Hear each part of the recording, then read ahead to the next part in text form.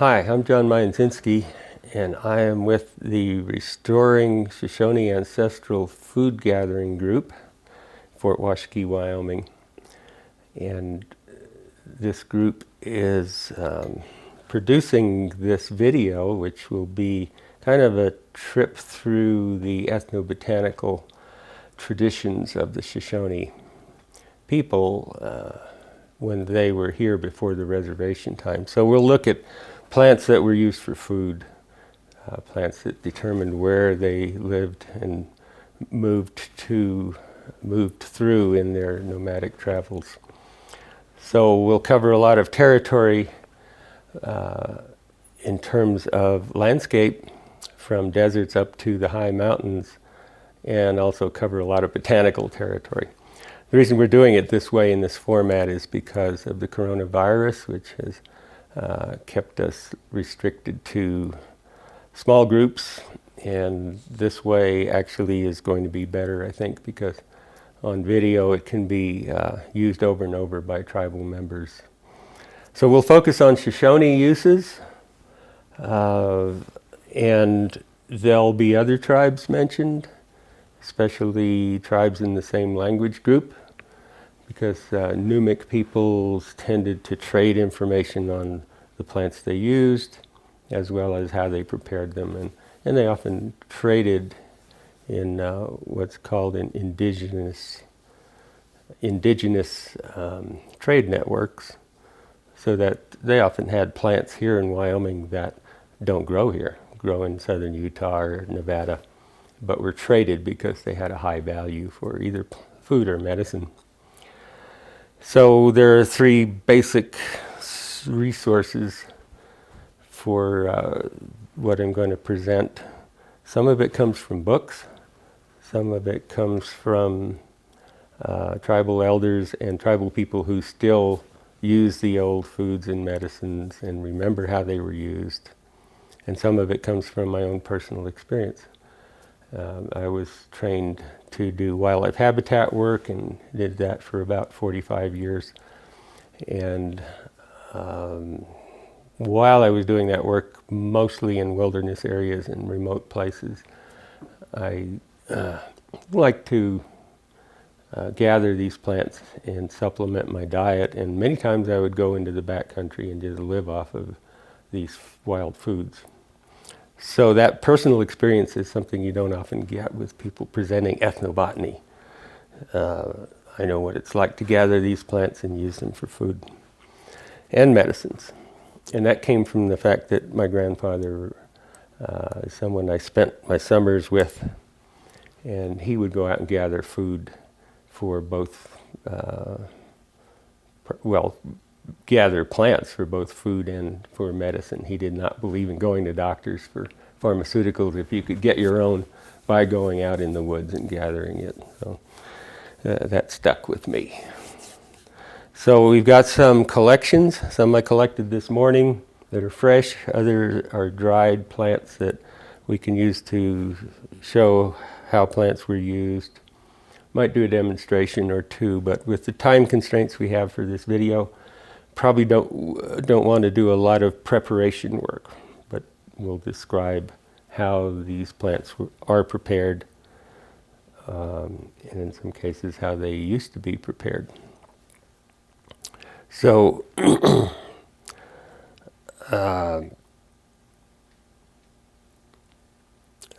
I'll have to spend a little bit of time talking about names, because names can be very confusing. If I tell you a plant is called white sage, for instance, and you use it for this, there could be other plants called white sage in other places that you may be familiar with. And in fact, that's a really good example, because I have a bundle here that's made from white sage. This is commonly used Shoshone tradition, and many other Western tribes use white sage or sacred sage. It has many names. As a ceremonial plant, it's smudged, and the smoke from this plant is used for purification. If you go down to southern Nevada, where I was a couple of weeks ago. You can buy a little salve that they sell in the stores around the Navajo reservation called white sage salve. It's not made from this sage here, it's made from another plant. Here's the top of it, the flower of it. This is also called white sage. It is not at all related to the white sage that we have here in Wyoming, which is actually in the sunflower family, and it's related to sagebrush, which is in the sunflower family. This plant is in the mint family. It has no relationship to the white sage we have here, but both of them are used ceremonially, and they're both used medicinally for the same thing. This plant is antibacterial, so is the white sage here, and that's just a coincidence. In some cases, plants with the same name cannot share any characteristics together, and one may be poisonous and the other a good food. So it's important to use a name we can all find somewhere to identify the plant. And for that reason, I am going to use some books. We'll use a few taxonomic keys that you don't have to know about, but because we're using taxonomic keys as a way to pinpoint an actual species without confusion of tribal names and common names that vary from state to state. The Flora of the Pacific Northwest is just one of the books we'll use. We'll also use a book by Dorn, who is a Wyoming botanist with UW, and has a botanical key out also. And there are other keys we can use where we can get to the common name of a plant by using its Latin name. So I'm going to use some Latin names to refer to these plants, and it'll be on the video so that we can refer back to a common source in the literature and know the exact plant we're talking about. That eliminates a lot of confusion. So one of the things I'll be doing is sipping on this little tea as we go through this process. We're going to cover probably close to 100 plant species. This is white sage tea made from this plant from southern Nevada. It grows in the Mojave Desert, does not grow in Wyoming. It's called chia. That's the Indian name for it. The Mojaves and Shoshones in southern Nevada and Paiutes used it, and it was used in southern California. One of the traits it was used for is as a memory plant. So I'll sip on it once in a while as I go through this, because I'll forget names every once in a while. And it's helpful, and it tastes really good. It's in the mint family, so it has a nice aromatic and I'd say spicy sort of mint flavor. So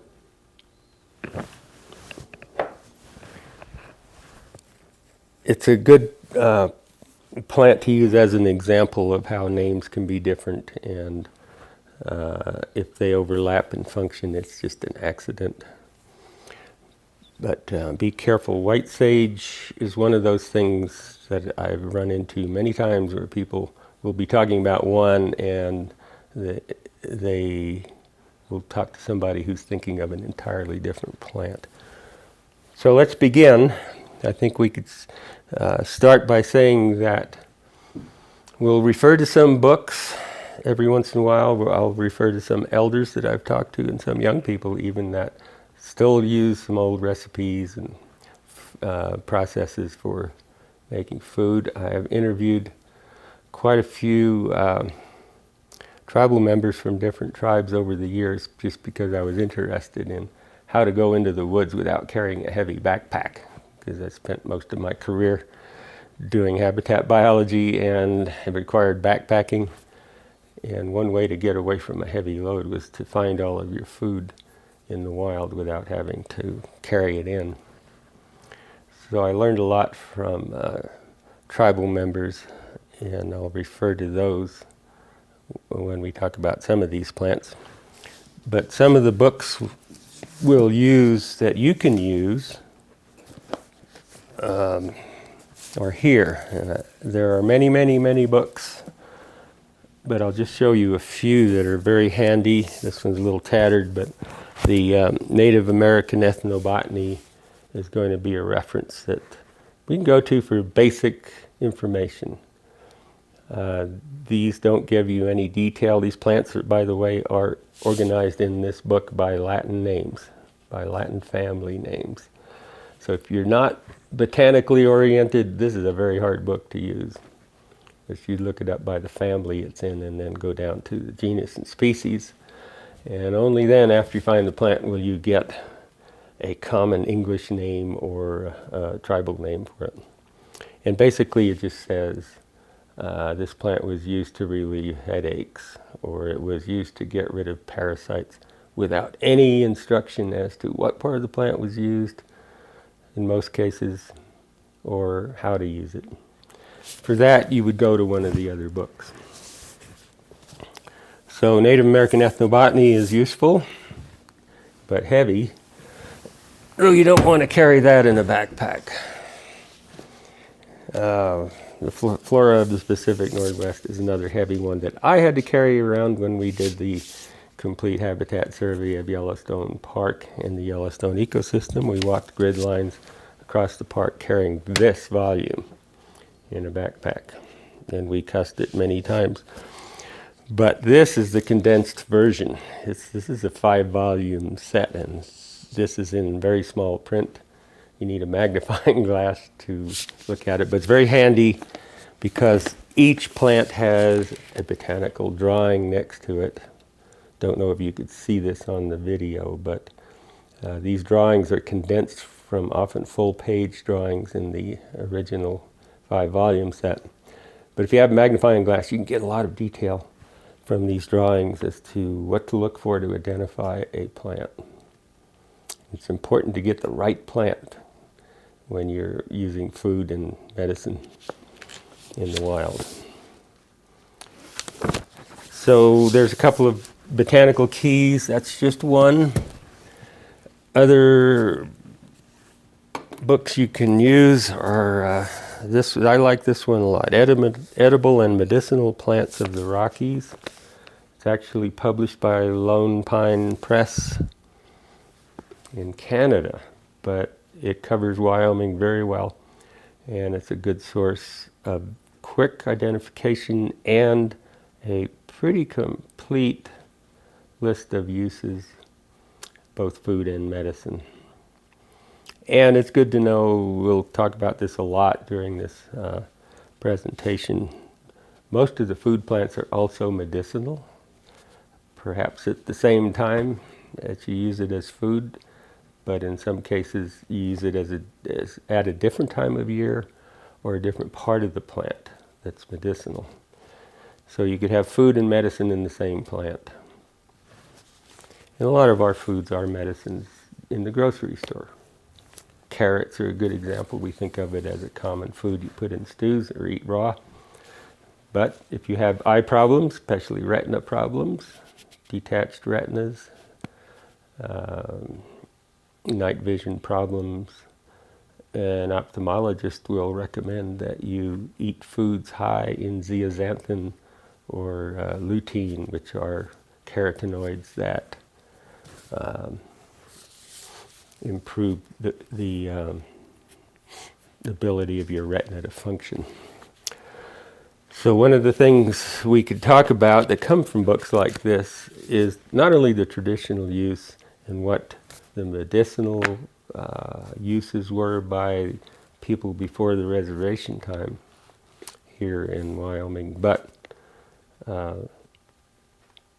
also how modern clinical studies have shown in most cases that these medicines were actually borne out in their function by modern understanding of chemistry. Another good book for you to have if you're going to be looking for these plants is Wildflowers of Wyoming by Jack and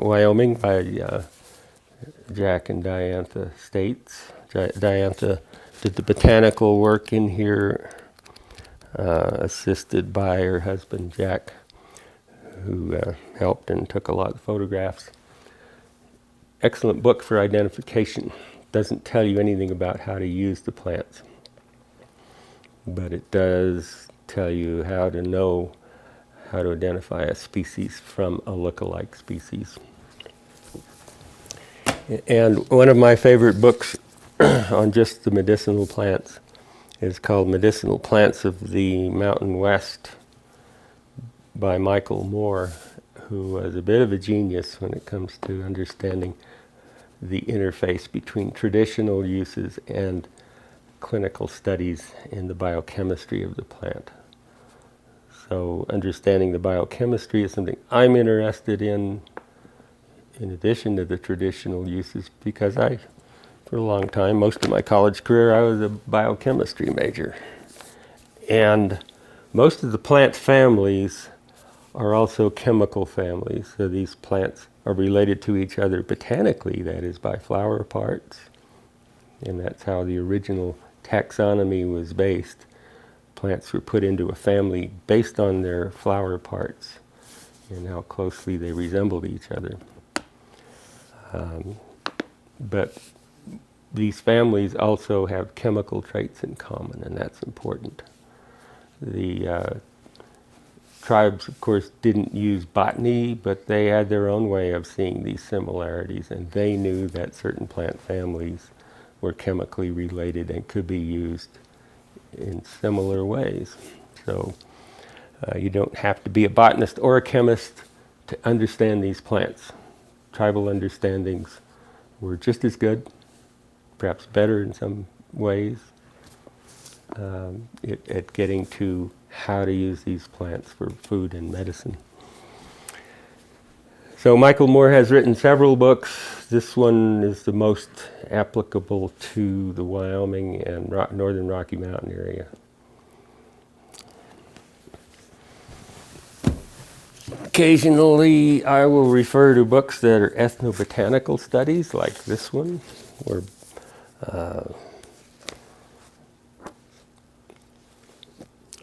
one person might be, who is considered a plant expert, might be used as the resource for an entire book on plants. And this is one done about the Hidatsas, but a lot of the surrounding tribes to the Shoshone have had ethnobotanical studies done that are fairly technical, but often use the words of the people who were knowledgeable about plants and how they were used before the reservation time. And that's really important, because once the boarding school started, most of the old people forgot a lot or were forced to change their diet, and the knowledge slipped away, as we know. And these things are priceless, these ethnobotanies, and I'll be using a lot of them. At least I've read a lot of them and can refer to them when we talk about these plants.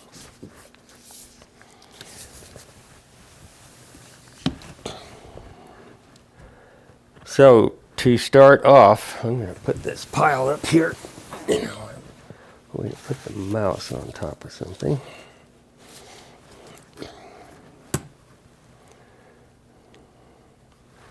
The way I've decided to put this together is, I think, works best for this group.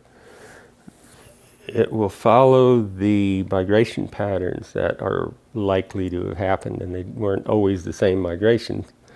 But nomadic people had an annual course that mostly followed the plant maturity. So plants were collected at a key time. You couldn't just collect wild carrots at any time of the year. You had to get there at exactly the right time.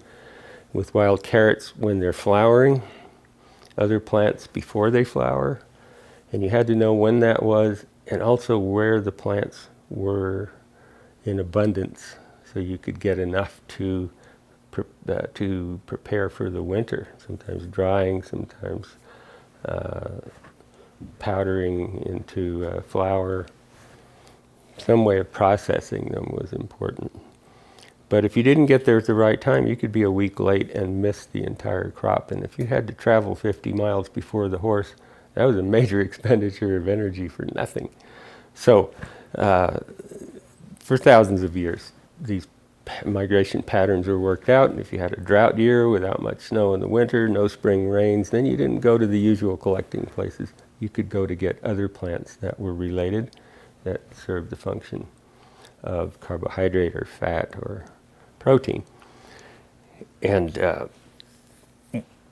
but characteristically, the pattern was starting at lower elevations and going up as the snow receded into higher elevations. So that's the way I've set this presentation up. It's based on elevation and plant maturity. So we'll start low and we'll work our way up into the higher elevations. Basically, this is in Wyoming that we're concentrating our interest. So we will start at around 5,000 feet and go up to 13,000 feet. So one place we could start where there was good evidence that Shoshone people were collecting based on some of the things you find on the ground. This is one I found a lot of. It's a rock, a silicious rock. It's made out of oolite, which chips about like obsidian, but not quite as sharp. And a lot of tools are made out of it. This is one tool that you see very commonly out there. It's hard to even take a step without finding one of these rocks that has been worked. You can see the edge has been worked on one side, but not on the other side. It's a very steep angle. This happens to be perfect for peeling the bark off of biscuit roots. And there's two species of biscuit root that grow as the dominant ground cover in the middle of the Red Desert. And they're both called biscuit roots. So we'll look at that. And we'll look at that whole ecosystem right now. So this is the low country. We're looking at around 5,500 feet, maybe up to 6,000 feet. In the Red Desert, which looks barren. It looks like there's nothing growing at all from a distance. And when you get close, you find these amazing little plants that are usually quite colorful and flowerful. This is a plant that was used medicinally, occasionally for food, but it was an emergency food, and that would have been the root. But the medicinal part was more common in this plant. It's called Enothera cespitosum, or rock rose evening primrose. That's the way it looks. Its smell is indescribable. It's very perfumey and potent. When you get up close to it, it's a beautiful smell. It was used as perfume, and the flowers themselves, but within a day or two, they turn pink. And when they turn pink, they lose their scent. So when they're white, they're attracting night pollinators, mostly moths. And that's why the white flowers, they reflect moonlight, which is how a lot of the night pollinators like moths will find their target to get nectar. So this is what the plant looks like. It's evening primrose, so it has 4 petals.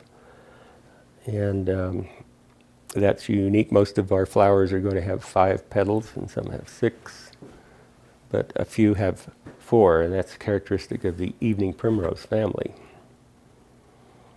Here's one in the pink phase, in between white and red.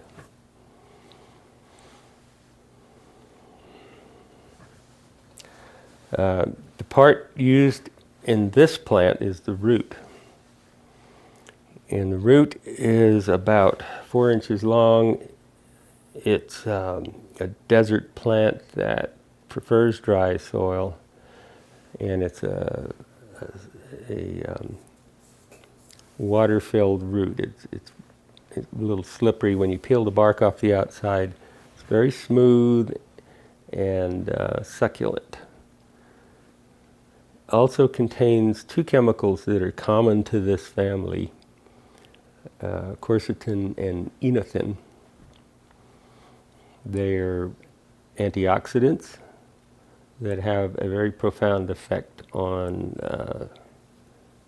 ectodermal tissue.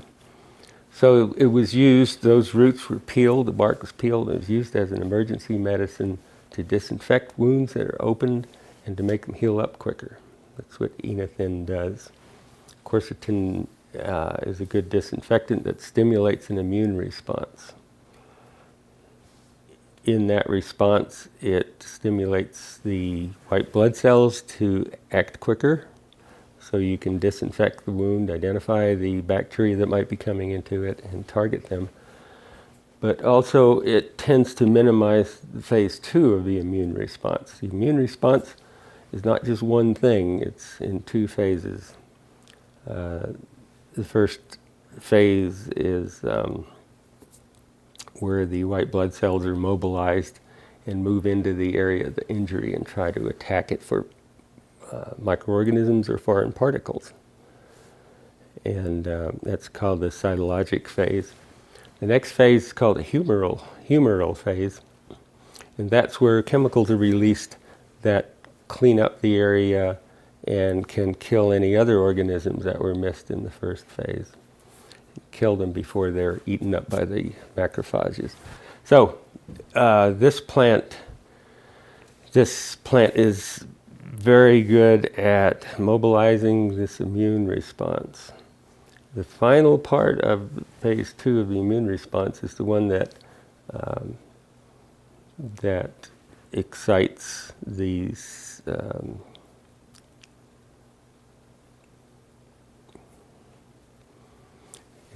the inflammation phase. So that's where the pain, the swelling, the redness, sometimes itchiness occurs. And that's the phase you want to minimize. And this plant magically does that. It minimizes the phase that tries to make you remember what you did so you don't do it again, basically. And that is due to quercetin, which is a bioflavonoid in this plant. So the root is about 4 inches long. It's slick on the outside. It doesn't have any protrusions, and it was commonly used for hemorrhoids. It was the first hemorrhoid medicine.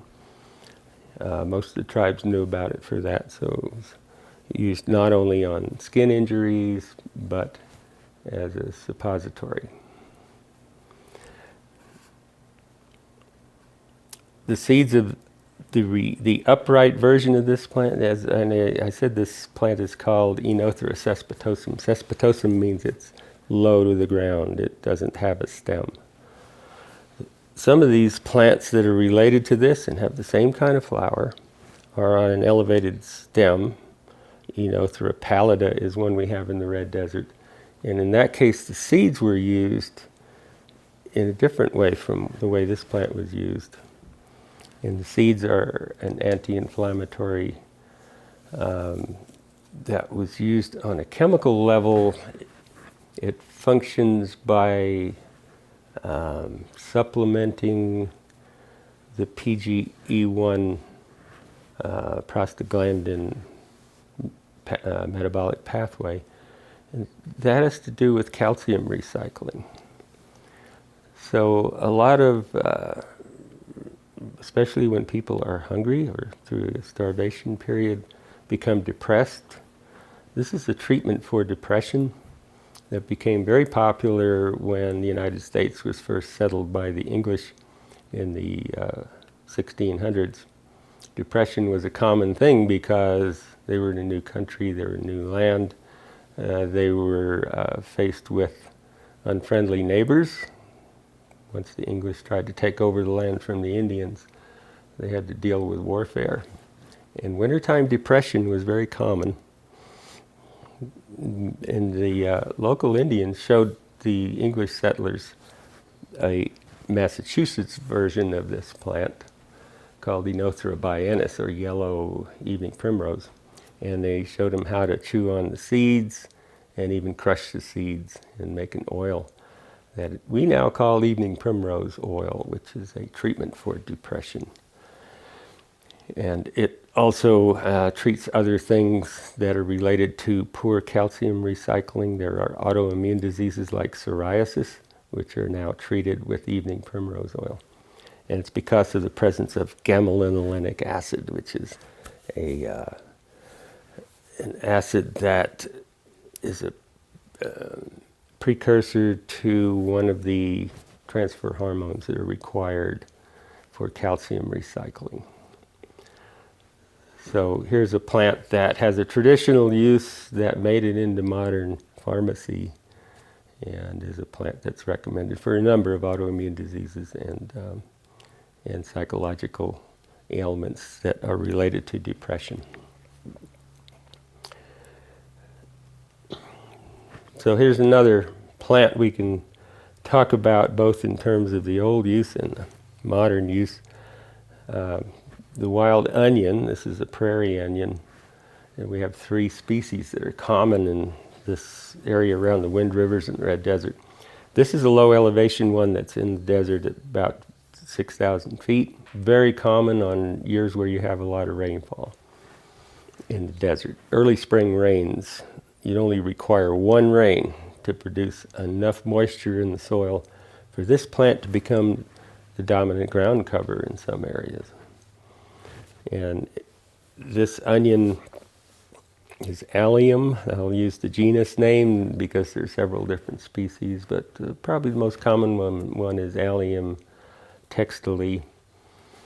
And they have a slight enlargement, what we call the root or the onion itself.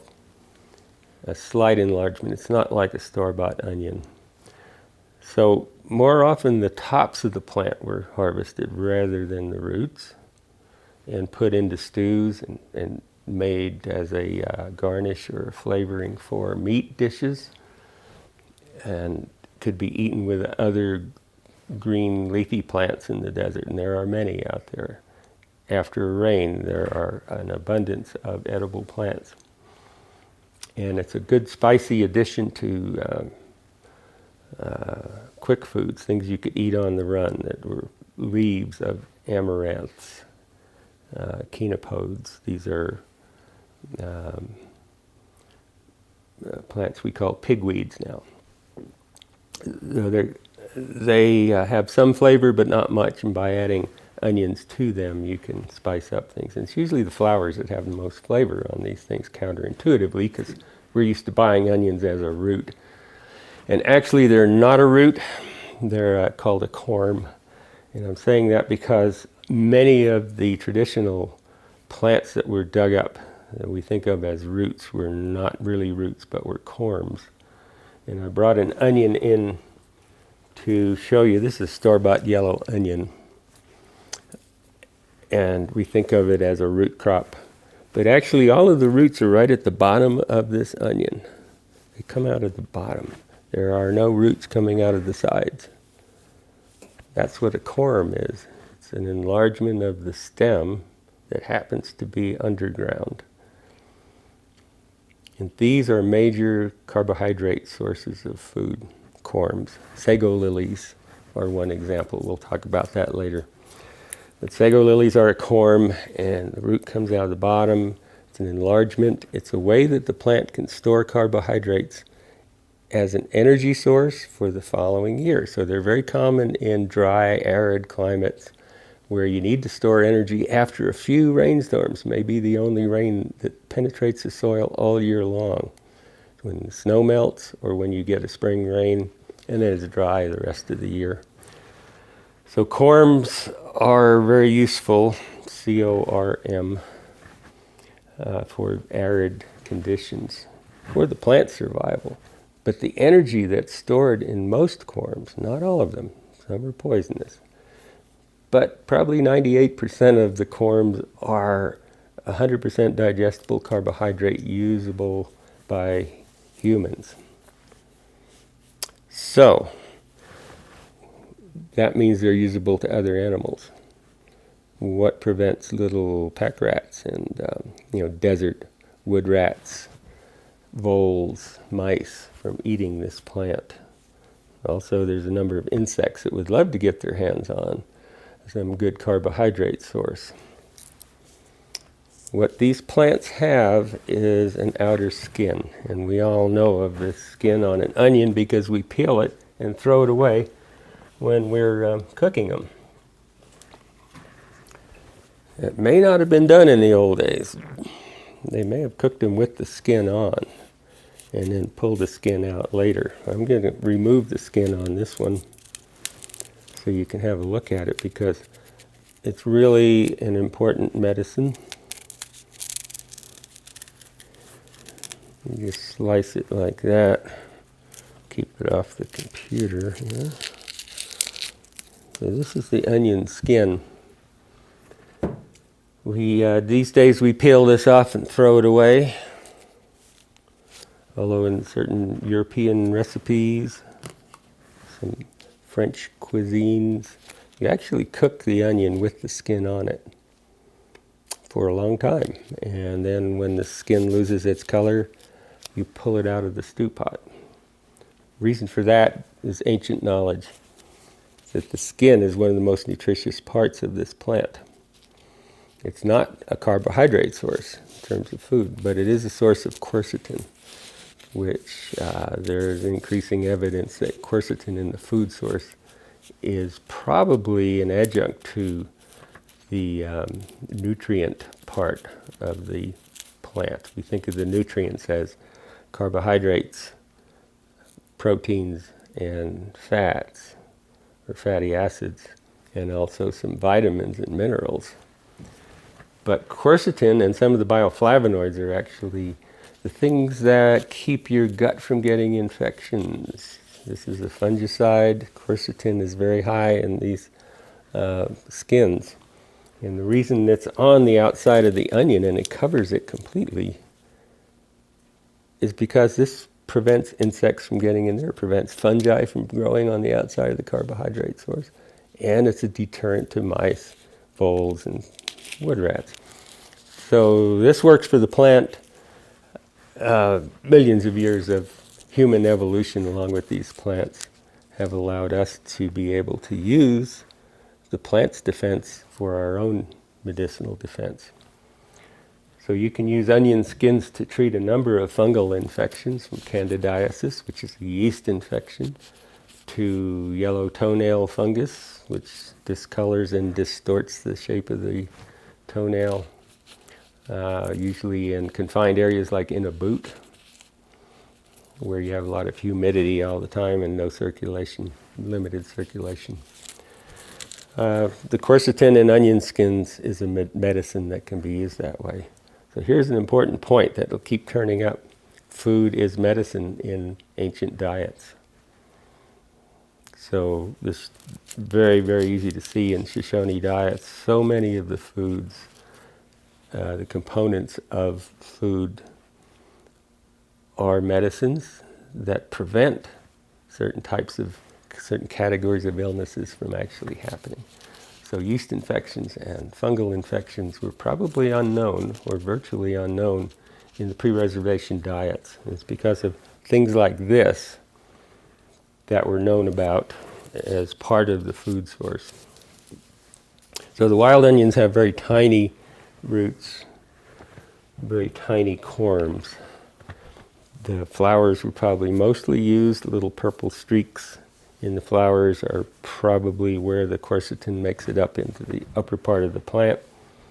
But the lower parts of the plant were also harvested at times if there were enough of these wild onions, and added to stews and fried foods as a spice and as a actual carbohydrate source if there were enough onions. There are some ceremonial uses for onions. Also, eating a little onion was supposed to make a woman more attractive in the Crow tradition, especially this particular prairie onion, not the other species, but the prairie onion was used as a way for a woman to be more attractive to a man she was interested in. So there are these other kind of token and ritual uses for the plants other than food that we'll mention occasionally. Here you could see the corm of the wild onion and the sheath around it.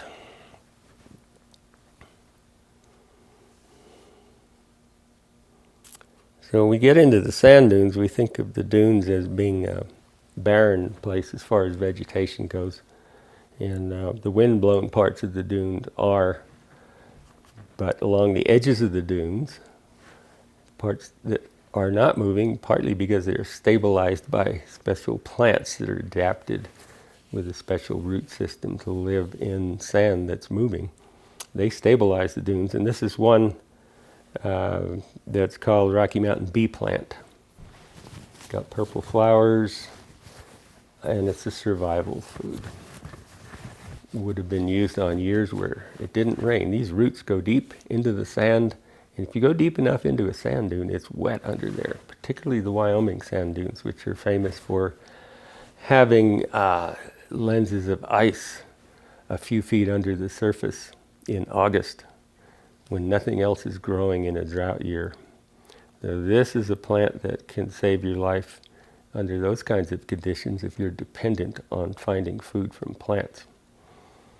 The Navajos revere this plant because it's some distant part of their tribal history. They say this plant saved their entire culture. And I think the story's been lost to time, but they still honor this plant because they say without it they would not be here as a culture. And it's probably a drought where these were maybe the only plants that they could get food from. They don't taste especially good, but knowing that they're a survival plant, that you could boil these stems and leaves and make nutrition out of them is important to know. Medicinally, the upper parts of the plant were made into a tea to strengthen the throat of singers. When you have a group of men singing, sometimes women too in certain ceremonies, but the sun dance is one I know that this is used for, and you're singing ceremonially for 4 days straight, you need something to toughen up your throat and your vocal cords so they don't wear out. This is one of the few plants that were used for that, to as a tea to strengthen the throat and vocal cords. This is another plant that's beautiful. It's one of the strikingly beautiful plants in sand dunes in the Red Desert.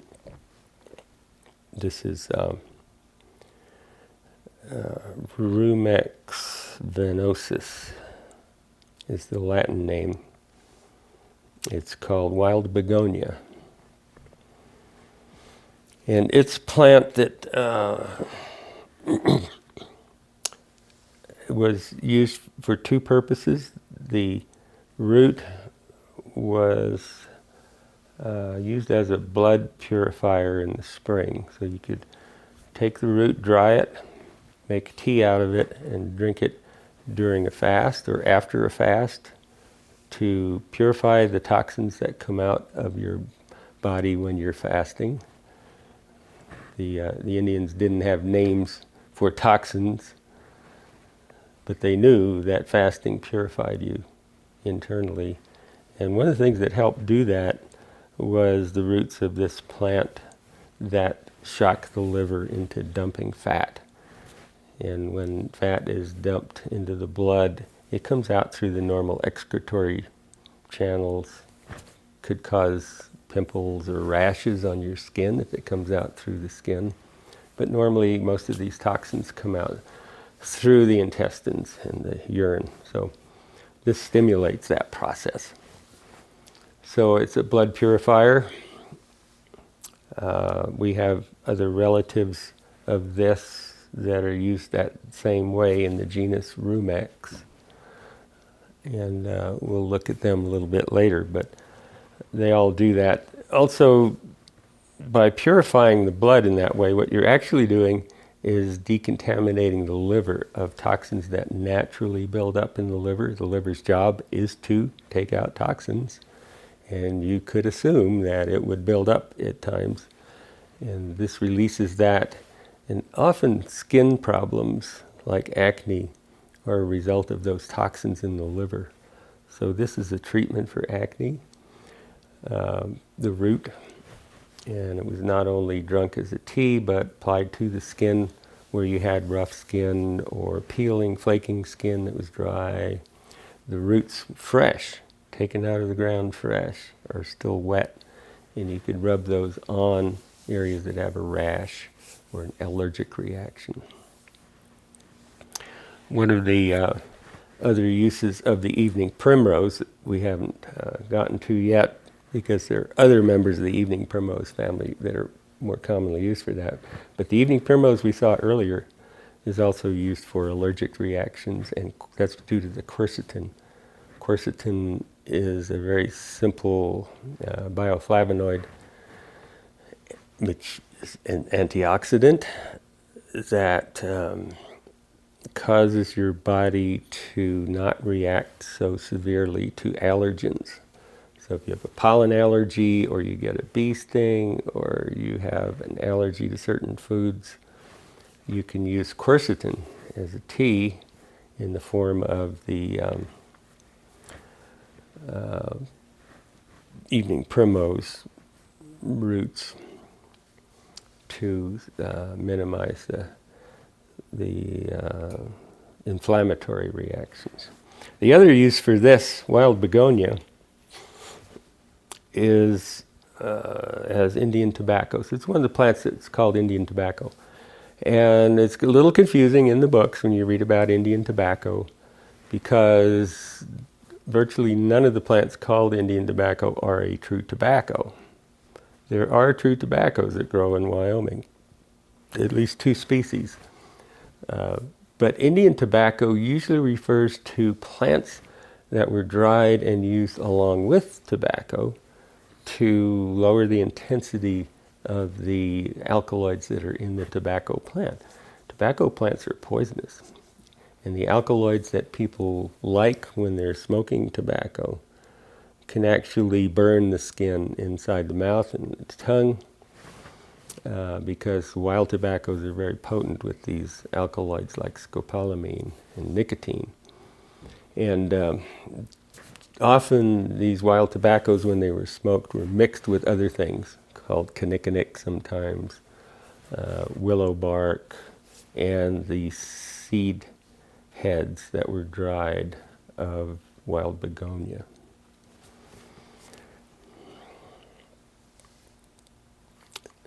So, and the wild begonia, by the way, is one of the dune stabilizing plants. Grows along the edges of the dunes that are more stable and closer to the water, and they travel up the dune and stabilize it so the wind doesn't blow the dunes completely away. And their roots are numerous enough that the wind can't get down there and move the surface sand. So, one of the plants that stabilizes dunes. So this is a plant called broomrape. It's in a genus called Orobanche. There's different species of it, so we'll treat it all as one genus. It was a root that was collected for food, mainly because in places where the soil is very sandy and loose, this plant can be extremely common. There'll be other plants growing with it, like sagebrush sometimes, small sages, and it's parasitic on those other plants, because if you look at this plant, you see it has no chlorophyll. It's kind of tawny, yellowish, or sometimes purplish with a white core, and there's no chlorophyll. These plants depend on other plants growing close to them that do produce chlorophyll in order for them to produce carbohydrates. So it's a parasitic plant. Its food can be cooked, doesn't have much of a flavor, really needs to be mixed with onions or some of the other more flavorful plants in the mint family to have flavor, or it's cooked with meat as a carbohydrate source. The root is large. It's larger than the above ground part. This above ground part here in the red desert is about 4 to 5 inches tall, maybe 6 inches tall. Same plant grows in Alaska. It's as tall as me. So it's dependent on the habitat it's growing in. But the root is always bigger than the upper part of the plant. In this case, it can be 6, 7 inches long and quite thick, maybe an inch across. And there's a lot of carbohydrate in there. I don't think they taste very good, but it's one of those things that could be added to a stew that has a lot of good flavors like elk or antelope, and it's there as a carbohydrate source. In drought times, this plant will be there and available, so it's a survival food that probably was responsible for people living in the desert during drought periods and not dying off because of lack of food. The desert plants are good that way. They store a lot of nutrition in their roots during droughts. Another medicinal use of this plant is the root can be put into buffalo fat or some other preservative and kept for a while as it dries out in this fatty environment. It can be made into tea later on, and it induces very colorful dreams, and I have experienced that. It's pretty outstanding. These dreams are positive and memorable, we'll put it that way. Hard to say. Probably everybody has a different dream as far as content goes, but you wake up with a really good feeling afterwards, and I talk to other people who've done this, and it's something we like to do over and over. It's not considered a hallucinogenic plant, but it does seem to affect people's dreams in some people say.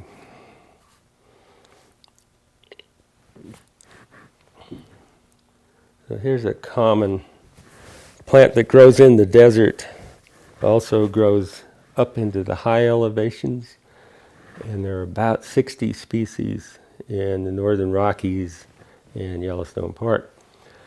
The common ones are referred to as Indian paintbrush, and Indian paintbrush is red. But knowing which one is Indian paintbrush is very difficult unless you're a botanist, because they're all a look-alike species. The good thing is they were treated by the tribes as all one thing, because medicinally and in terms of edible qualities, they are all the same. They're all very high in carotenoid compounds, in vitamin C, and in selenium, because this plant is a selenium concentrator, which is an essential mineral nutrient.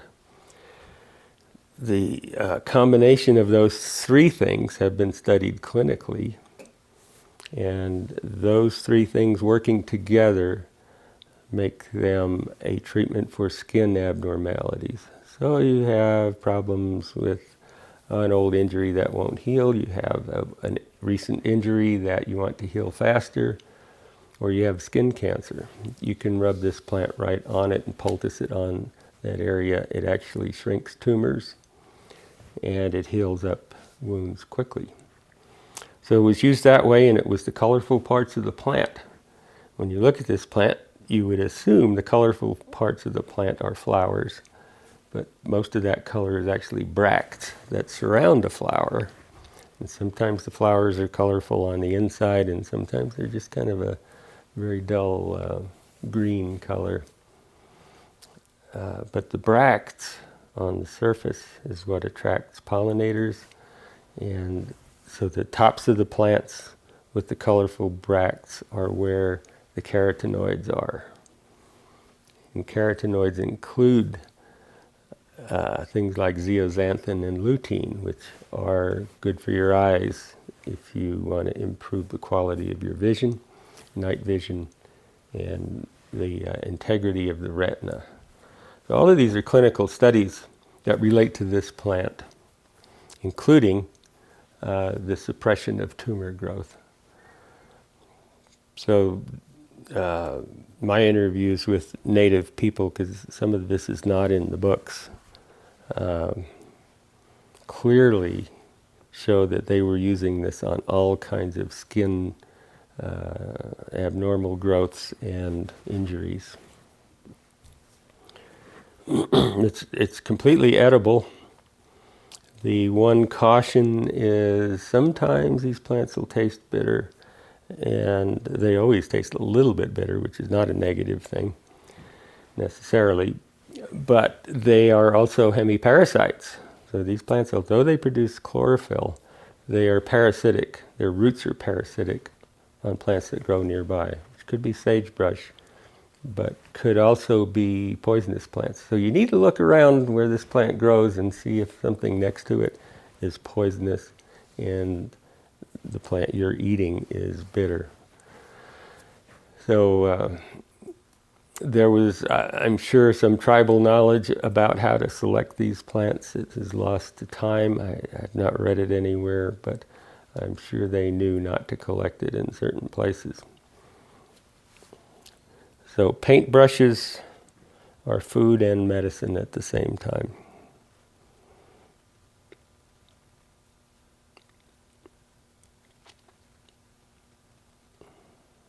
So this plant is called globe mallow. Globe mallows were used after a fast to increase your ability to digest food. It was thought to strengthen the digestive system. Very common in pretty much every tribe that I know of to use this in the spring of the year. You could mash these flowers and leaves and put them into a stew pot. Or after a fast, this was in some tribes a tradition of drinking the tea before you started eating food again. What we know now is that these plants are especially loaded with mucopolysaccharides, which are sugar-like chemicals that create a prebiotic environment in your intestinal lining. So that it helps you to foster the proper bacteria that normally live in the intestinal lining. And it's those bacteria that digest a lot of the food you eat. Those bacteria that live in your gut are actually producing many of the enzymes you absolutely need to have in order to digest food. And they also produce about better than 50% of the immune enzymes that we have. People don't often know that the immune system is scattered throughout your body, but most of it is in the gut. And it's the bacteria that live in the gut that produce those enzymes that we call the immune system. So this is a perfect plant to actually increase the digestive ability of the intestines and the nutritional quality of the food you eat by being able to digest it more efficiently. It's called globe mallow. The genus is Sphaeralcea, which is SPH, sphere, like a sphere or a globe. Sphaeralcea coccinea. So globe mallow is Sphaeralcea. The sphere in that Latin name refers to the globe. And the globes are the little buds, the little flower buds before they open, which is what was collected and mashed into a kind of a mucilage to treat people that were getting over a long-term illness, like the flu, for instance. You get over that, you need to reconstitute your digestive system so you can absorb nutrients better.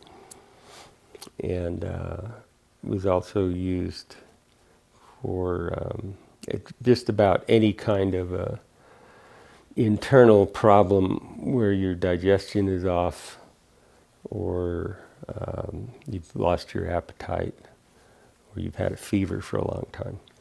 So it's kind of a recovery herb, and that's the little globes that are the flower buds before they open. So that's globe mallow. Here's another picture of a globe mallow next to a rock. Very common plant in the spring of the year. They're not really visible anymore after things dry out. These little plants in the red desert are about, foot tall, and maybe 3 or 4 different flower stalks on one plant. If you go down to the Mojave Desert and look at globe mallows that are this same plant, they can be a bush that's 6 feet across and have over 1,000 flowers on it.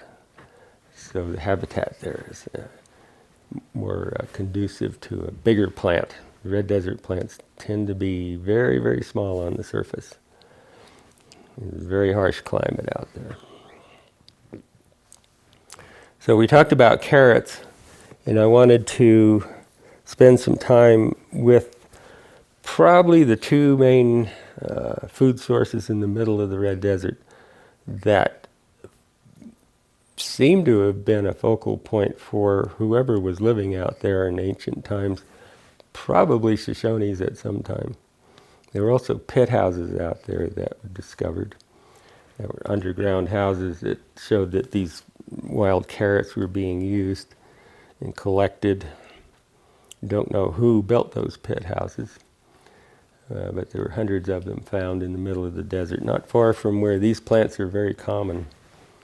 So these plants may have been a reason for people living there, in that you can supply all of your carbohydrate needs for the entire year on biscuit roots. So this is one of the biscuit roots that grows in this low elevation desert climate. And this one is called Bulbous spring parsley. But it's one of the many biscuit roots that were probably lumped together as a general term, biscuit root. Here's 2 different species. You can see they look very similar. The one on the left is bulbous spring parsley. The one on the right is called wild cilantro. It's one of the terms for it, or Fendler's biscuit root. Both of them have very edible roots, and you can see the bark is on the outside. And that's where I was mentioning that if you go into the area where these plants are extremely common, these rocks that have been worked on one side are also very common. And I didn't discover that until about 30 years after I started eating these plants, that these rocks were all over the ground. And if you walk to the edge of where these plants grow, and they no longer grow because the soil changes, you don't find these rocks anymore. And the thing about the bark, it has to be peeled off of these roots right after you pick them out of the ground. If you wait 10 or 15 minutes, the roots start to harden onto the white part of the root, the core. And it's only the core that you use for food. You have to get rid of that bark. If you wait till the plants dry out, then the bark dries out and it's really hard to get it off of the root. But if you process these right at the time you dig them out of the ground, before they sit in the sunlight for more than a few minutes, you can use your thumbnail and you could peel the bark right off and get down to this white core, which is what you want to preserve and dry. They look like this. These are the white cores of the biscuit root. This one is Cymopterus fendleri, the one on the left. But Cymopterus bulbosa looks exactly the same, except it tends to have a bulge right down here in the lower part of the root. You need a good digging stick and some patience to get these out. They're deep, and if the soil starts to dry out after a rain, the ideal time to pick them is when the yellow flowers show up and the soil is still wet from a rain, and you can dig these up If the soil dries out in the desert, in the red desert, you've got a hard pan clay that's virtually impossible to stick a shovel into. So timing is everything.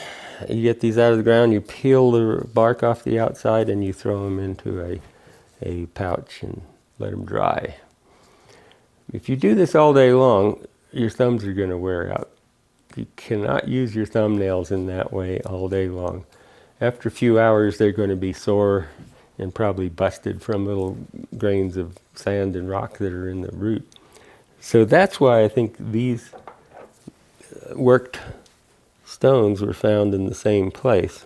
They often have a groove on one side, which is about the same curvature as the root, and it can be used to peel the bark down and get it off in a matter of seconds. It's a really useful tool. They're laying all over the ground, and I'm sure somebody that's skilled at knapping could make one of these out of the native stone that's laying on the ground there in about 2 minutes, maybe 3 minutes of knapping. It's not a hard thing to do, so you don't want to carry it with you. It only takes a few minutes to make one. You just come back next year and make another one, which could be why these rocks are so prolific out there on the ground. This is the food source that probably sustained people as the carbohydrate component of their diet, if they lived in the red desert or that was the central part of their nomadic culture. It's hard to say. There's pit houses there, there's lots and lots of artifacts, points, awls, sewing awls, and different processing stones that you can find out in this area. But the obvious food source that people would have been after is this carbohydrate root, which is 100% digestible.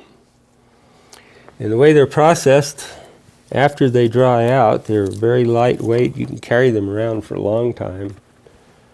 And they probably did carry them around like this, or they could store them underground, and we'll talk about how underground storage worked in a few minutes. And buried so that animals won't get them. Animals meaning insects and even fungus and bacterial growth. You wanted to keep these for a year sometimes underground. Roots, pine nuts, sometimes berries could be stored that way if you knew how to do it. If you just threw them in a pit underground and threw dirt over them, something would eat them. But one of the ways of carrying these around until you were ready to actually make food out of them, and you made biscuits or bread out of these, it's the main source of bread for probably a lot of the Shoshone groups before the reservation, especially if they focused on the desert area as their living area, or while they were out there. So I'll show you briefly how you could process this. We've got a mano and a metate. The metate is this rock. It's a pounding rock. Metate, the mano is the rock you hold in your hand. And you put the root down on the flat surface and pound it.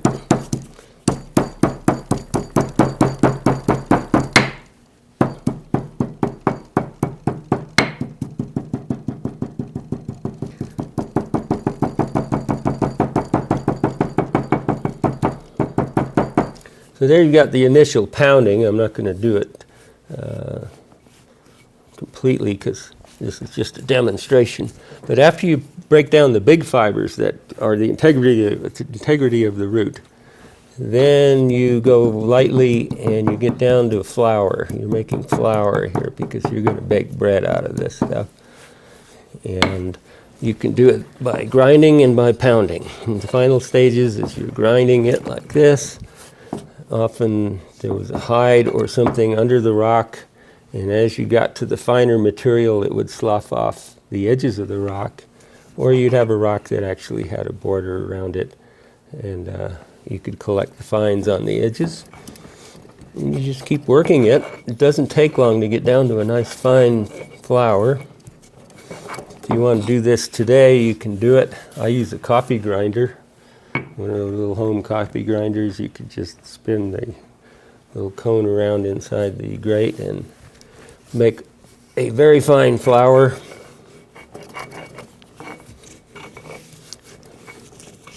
And you can carry the flour around in a pouch, but that's a little hazardous if you get a hole in the pouch.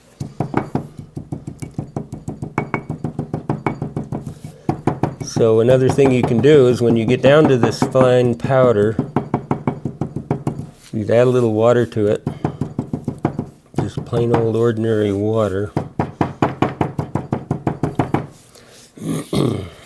Okay, you can see if I worked on this just another couple of minutes, I'd have a flour like this. Add a little water to that, mash it between the palms of your hands, and you'll have a little preserved wad of flour that you can break up and rehydrate again a year later if you want, or during the winter. So most of these were processed probably right in the area where they collected the roots after they dried out. And in June, when these are ready to be harvested, on a hot sunny day, it doesn't take long for the roots to dry out. And they could be processed into a flour the same week that you're there collecting these plants. And then mashed or pushed into these little wads of hard cake. Now, these are rock hard when you make them, and you have to repound them to break them down into flour again, but you can do that pretty easily, and then you're ready to make bread out of them.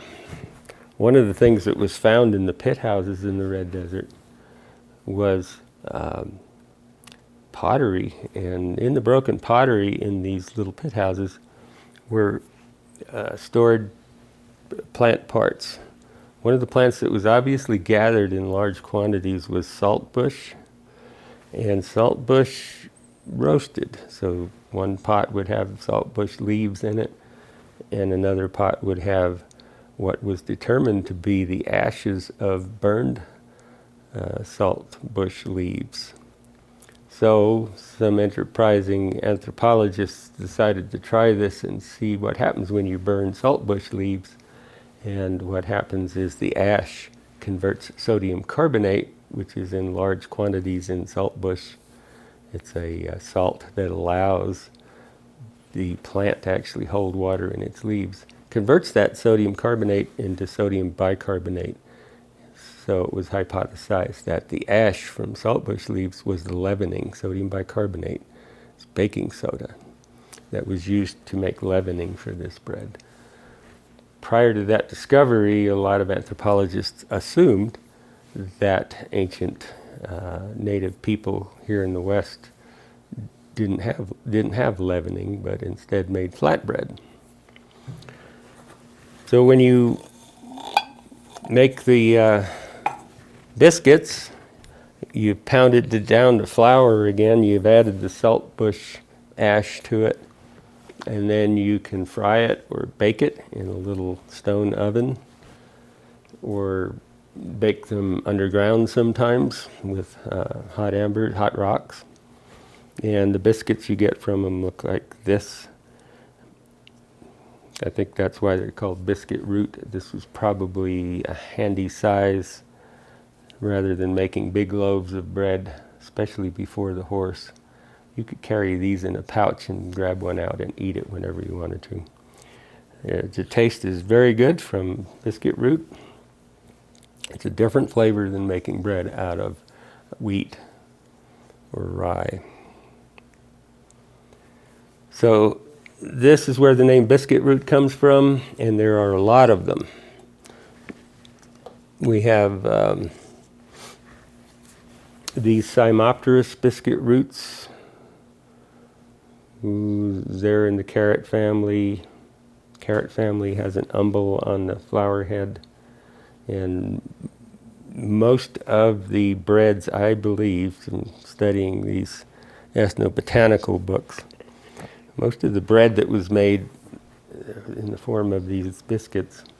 It's probably made from Cymopteris if you were out in the desert, or if you were living closer to the mountains, made out of very close relatives called lomatiums, which are also called biscuit roots. And those are two genera. The genus Cymopteris is more common in the desert, and the genus Lomatium more common in the mountains, all the way up to, I have found them at 11,500 feet in Yellowstone Park. And they're, where you find a few, they're usually very common. So you could stay in one area and work it and collect them. One of the things about biscuit roots is, besides being a very good carbohydrate source, they're very long tap roots. And it's almost impossible to get the bottom part of the taproot out. What that means is when you're digging it out, you probably leave some of the parts of the root underground. And when you do that, they come back again. They're perennial plants, and they'll come back again the next year. So you haven't eradicated the food source. And this is a major difference between the European culture that evolved on annual plants like wheat and rye and barley, which are all grasses, and the Native American foods, which are perennials. You dig them up and they come back again the next year. So it eliminates the need for farming.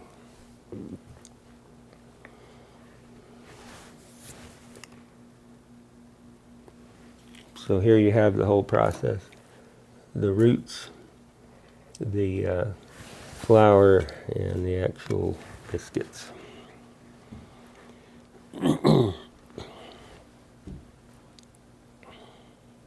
By the way, this is just the root we're talking about. Almost all of the biscuit roots, and there's probably, guessing, 15 to 18 different species of biscuit roots in this area around the Wind River Reservation, including the Red Desert, the former reservation boundaries. The tops are entirely edible also on these biscuit roots. So the leaves are tasty. They're kind of like parsley. In fact, the name I gave you for this, these two plants they're in Cymopteris genus, which in English is desert parsleys, or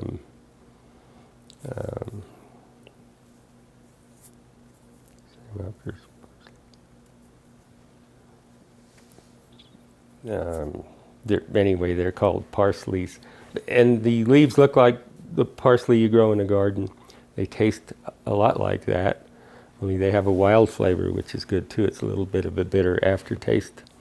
So these were used like parsley in a wild garnish on meat, or cooked as a flavoring in stews. The flowers are edible also, and they taste very good on these spring parsleys. That's the word I was trying to think of. Spring parsley is the common name for the Cymopteris genus. The Fendler spring parsley, this plant on the left, actually has quite a nice flavor that has been likened to cilantro. It's not quite the same as cilantro, but it's got that same kind of a nice, sweet, appealing taste. So all of these upper parts and some of the biscuit roots can be very large. The ones in the desert are not. But if you get into the foothills of the mountains, some of the biscuit roots can have a leafy upper part that's a foot across and maybe 2 feet tall. It's all parsley that you can use. It's very easy to gather. So wild carrots are a critically important food source. This is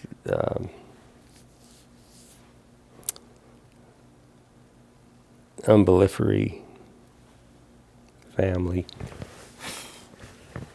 I think it's called Apiaceae now.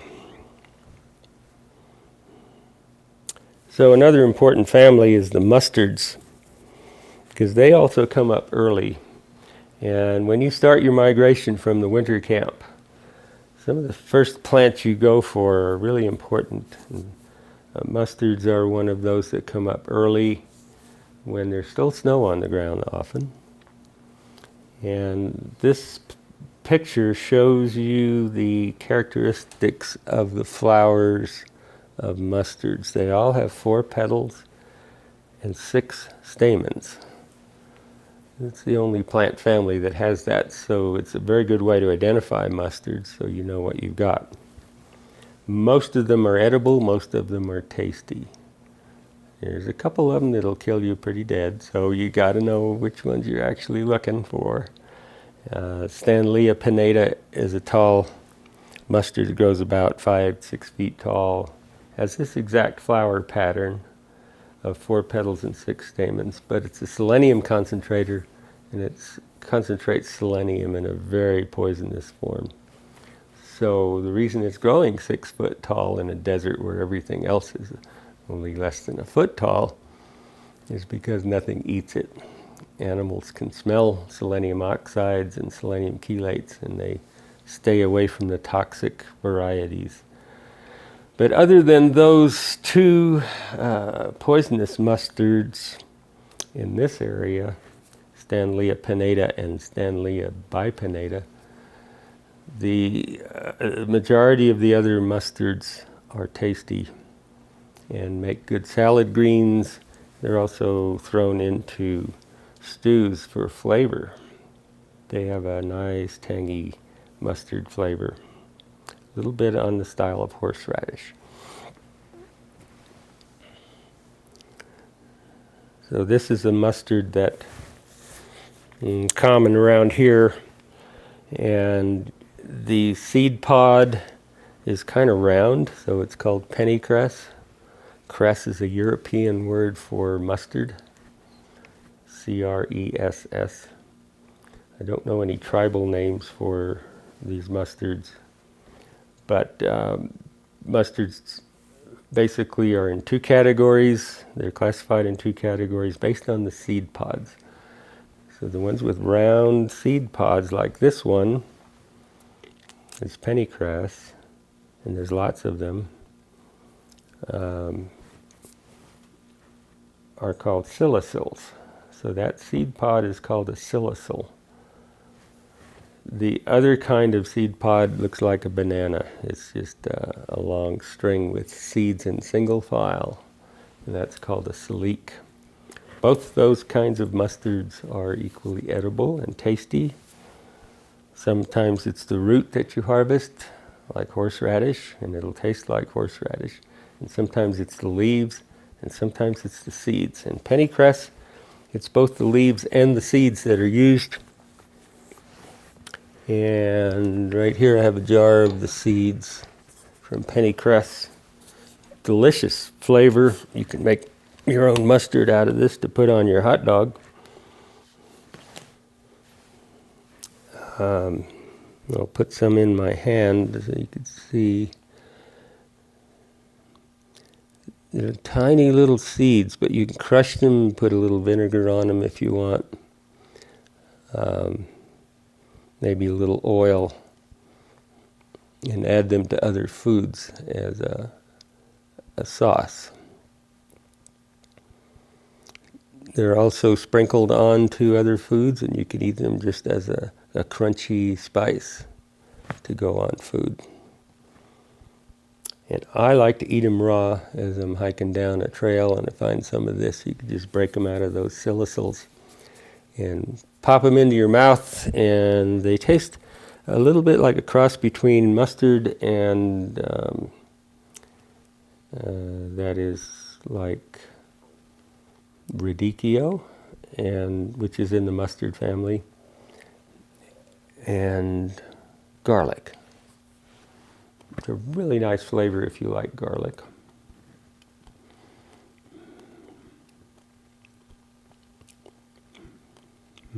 Yeah, so these are over a year old, and they're still full of flavor.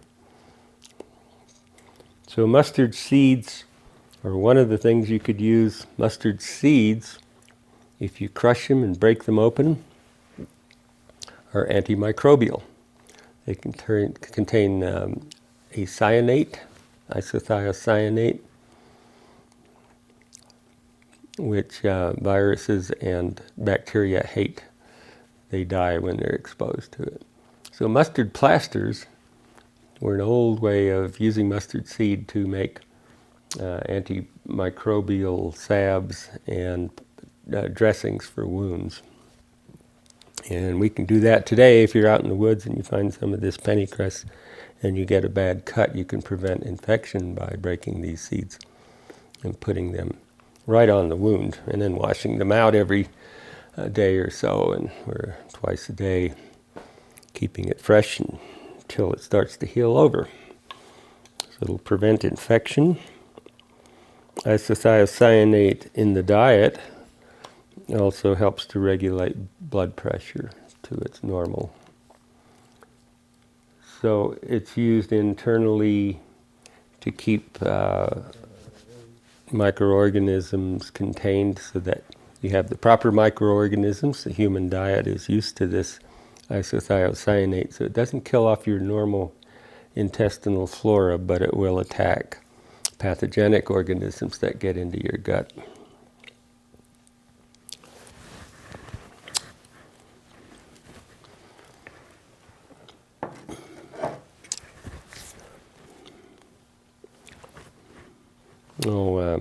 Just to go back, this mustard here we call pennycress is Thlaspi arvens.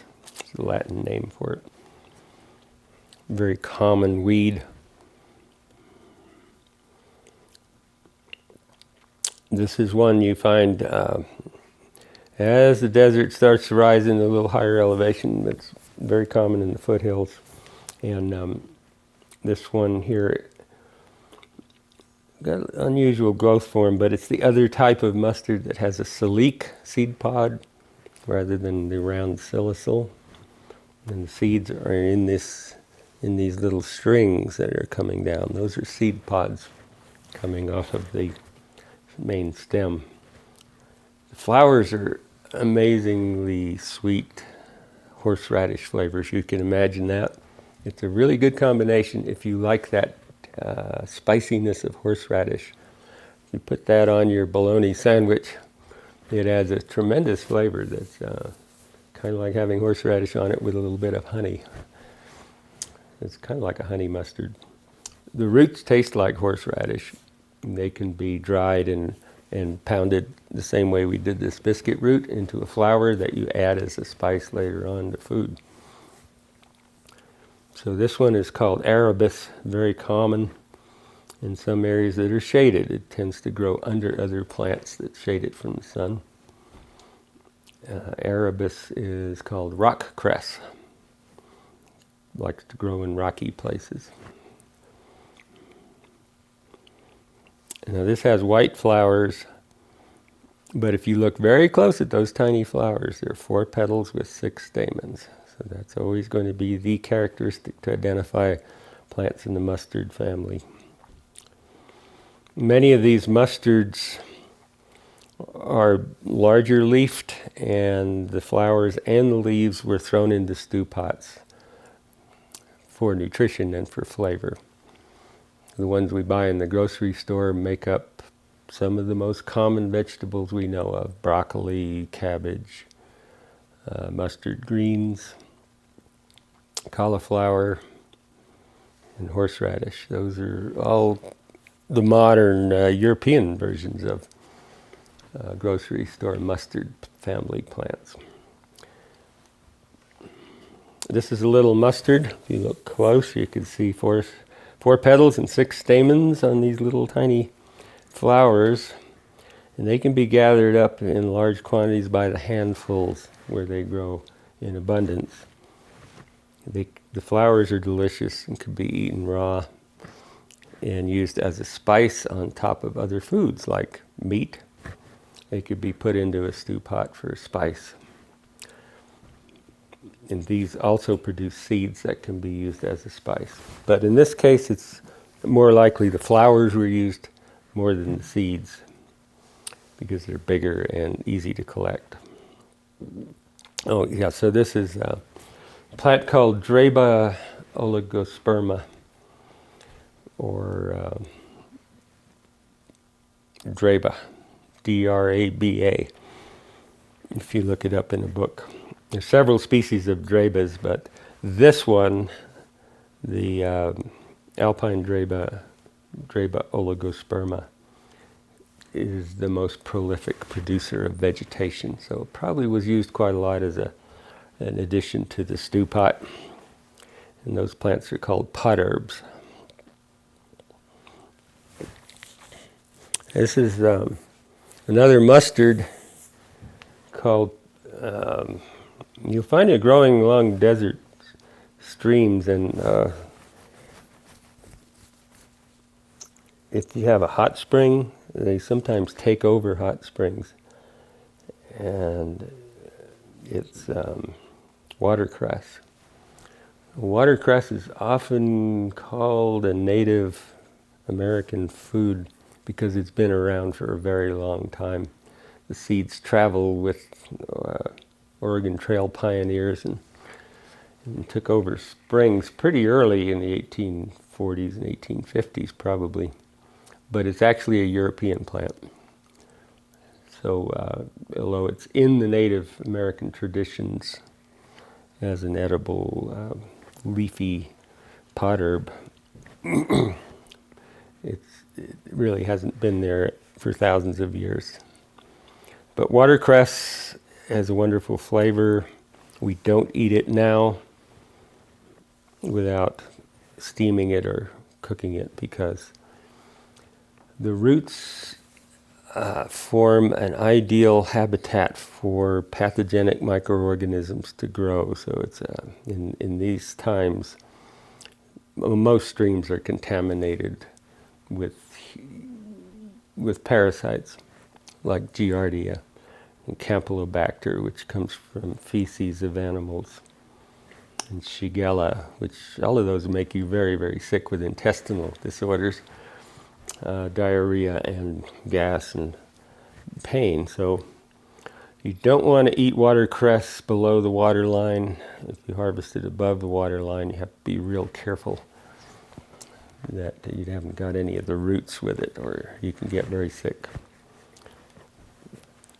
But one thing you can do is take it home, clean it off, and plant it in your own little pool if you have some water at home.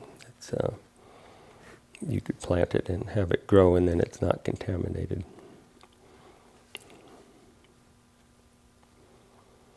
So we're leaving the desert now, and we're going into a new zone of the foothills.